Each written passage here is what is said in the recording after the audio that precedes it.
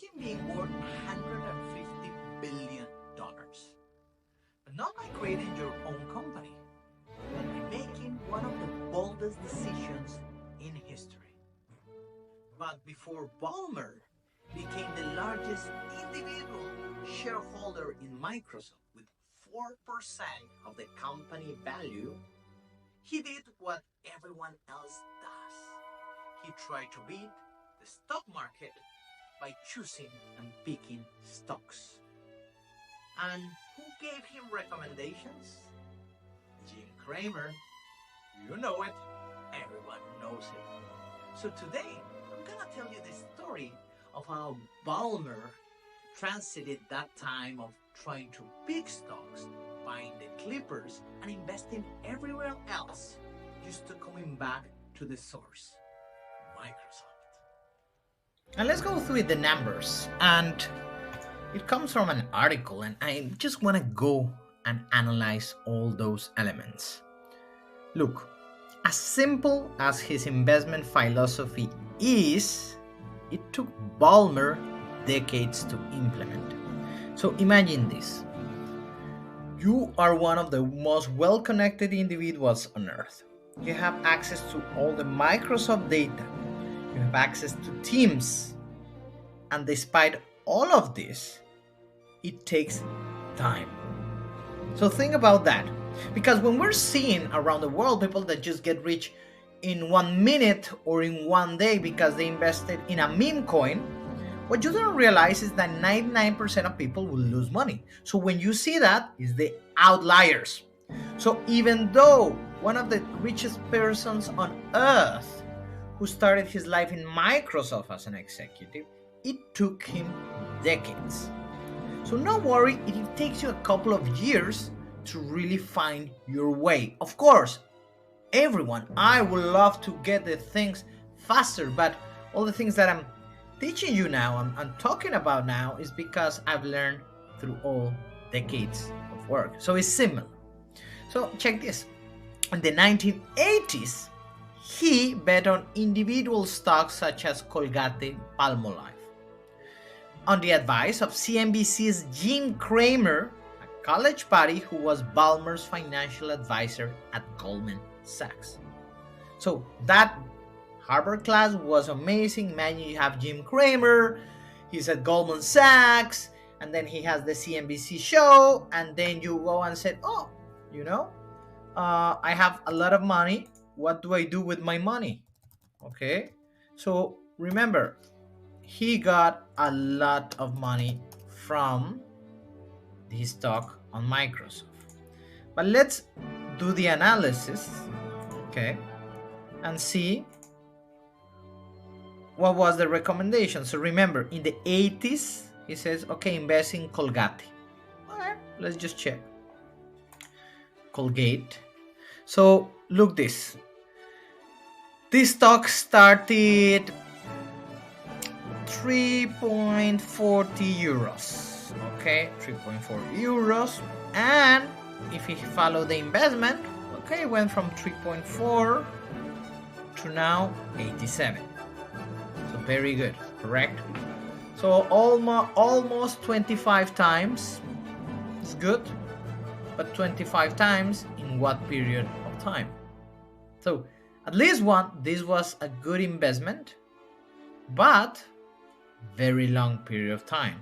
So think about this. So it's like 25 times in more than 30 years. So how much money are you really making? So the all-time is good, and you can say, okay, it went from a company of what, 5 billion, yeah, to almost 75 billion right now, and is one all-time high. Let's see, year to date is decent, not too high, not too low compared to other companies. But you will say that this Colgate will be good, like not a bad stock picking possibilities if you follow all the instructions or just keeping that, okay? Which, as you can see here, this is interesting because Colgate hasn't had like a big crashes. Even when we check, actually, a good time for buying Colgate was in 2008. But imagine, from that article in the 80s and the all 90s up to 2008, so you're spending, man, like 20 years, 25 years, and you're not making anything. That's a bad investment at the end. So that's one of the key things that he's putting there. Okay, let's go back. Okay, then these are another thoughts. Okay, so they're asking the Wall Street Journal. He says, you paid $2 billion for the Clippers, so the NBA team. Okay, there are rankings that put the value of the team now around 4 or 5 billion. And Ballmer said, look, if it is a double in 10 years, it's basically an index fund. And oh, by the way, it's really underperformed Microsoft. So this is another very interesting thing, because if you expect any investment to just double in a period of 10 years, you can just compare that to an index fund. Therefore, the investment, it's a decent investment. Okay. And of course, it underperformed Microsoft, because now Microsoft is top 5 companies around the world. And he said, I'm not saying it's a bad investment. Don't get me wrong, correct. It's not bad. It's pretty good. It's like, I will say it's the basic, so you need an investment that at least in 10 years, it doubles. That's the minimum, okay, that you should aim. But again, compared to Microsoft, I mean, honestly, almost any investment compared to Microsoft just pales, okay? So let's go back and see why he's talking about that. Because remember, he owns 4% of Microsoft, so that's crazy. So let's check this. Of course, look at one point, especially in the dot-com era. If you had that money in the dot-com era, and let's say you bought Microsoft at 142, what will happen? You have a big crash that in the 2000 your stock will be 21, 22. Crazy, isn't it? So it's like the people that sold the stock in that period of time between their IPO and the year 2003, actually investing in Microsoft was such a bad investment. That's the reality, okay? Like, you can literally see the numbers. In one point was 158, then the dot-com crash, and then you have many years between 20 to 30 in this case. I don't know why they put me in euro. It's because I like to put stocks in different currencies, but Google, why you do that? Okay, no worries. So he kept that money, and then even the funny thing is that he got his stock options when he was the CEO. Then he retires, and then that's when Microsoft has its biggest growth, actually. Remember that Ballmer, he just trashed the iPhone. They said that was pretty bad, like in 2007 here, this time. No, pretty bad. He was against mobile web, very bad. He was against smartphones. I remember, like, he was talking about the iPod, and he said, no, the Zune is the best. No, everyone knows that very bad products from Ballmer. But when Satya Nadella comes, that's when Microsoft starts to make money. But the good thing about Satya,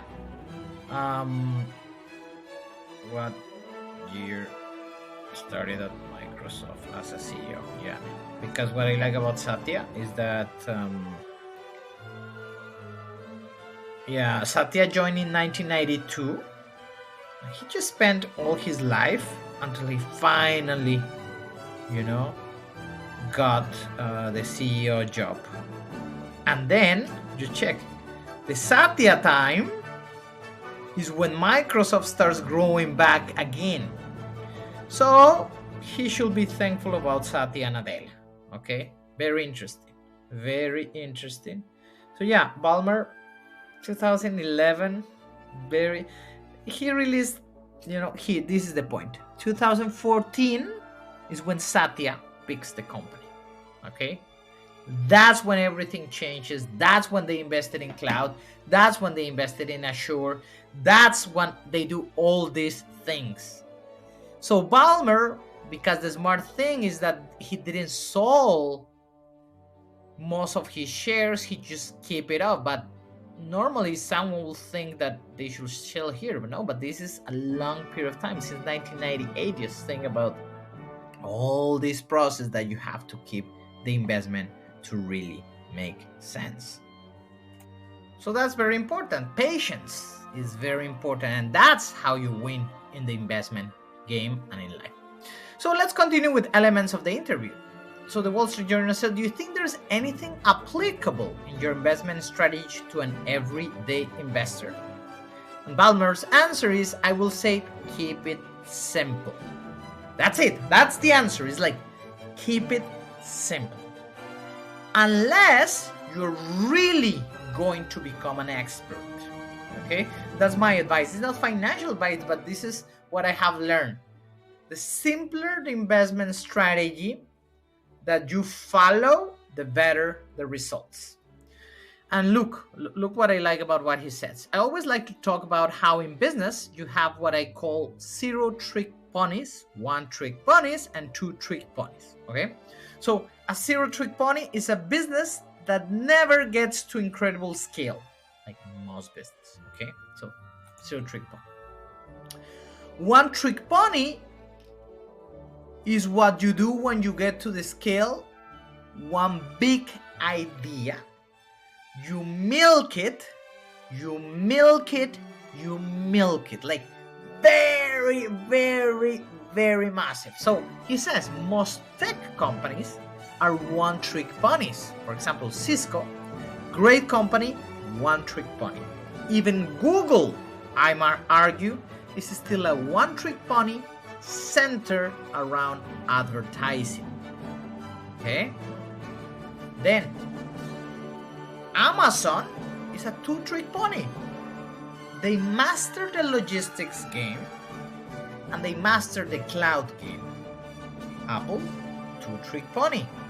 They master the computers game and they master the personal computer equipment. Microsoft, 2 trick pony.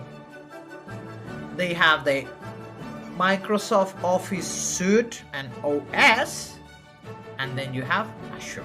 Very interesting. So if you put that back in the investment context, you can't necessarily believe that an investor who did 1 trick super well will necessarily do the next investment trick super well, at least by my mental model. So it's like, because it's so hard. It's not even the top companies around the world. They are 0 trick pony, 1 trick pony, 2 trick pony. Think about, and put in the comments below, what do you think is a 3 trick pony? I haven't studied every investor in the world, says Ballmer. And maybe there's people who consistently are doing great.